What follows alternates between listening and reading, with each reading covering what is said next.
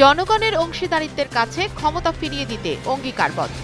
দেশের শান্তি ও স্থিতিশীলতার জন্য কাজ করছে সরকার, এমন মন্তব্য করেছেন প্রধান উপদেষ্টা ডক্টর মোহাম্মদ ইউনূস। কেবাংসান ইউনিভার্সিটি ক্যাম্পাসে আয়োজিত সমাবর্তন অনুষ্ঠানে তিনি কথা বলেন।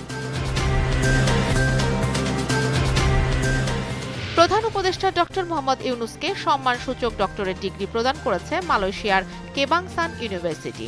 সকালে কেবাংসান ইউনিভার্সিটি ক্যাম্পাসে আয়োজিত অনুষ্ঠানে এই ডিগ্রি প্রদান করা হয়।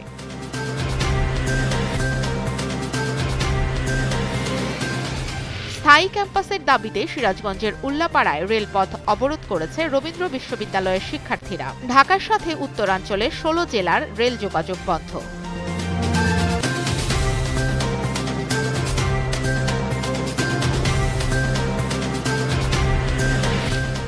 এখনও নিয়ন্ত্রণে আসেনি ইউরোপের দাবানল। আগুনে পুড়ছে তুরস্ক, পর্তুগাল, স্পেন ও ফ্রান্স সহ বেশ কয়েকটি দেশের বিস্তীর্ণ অঞ্চল। নিরাপদে সরিয়ে নেওয়া হয়েছে শতাধিক বাসিন্দাকে।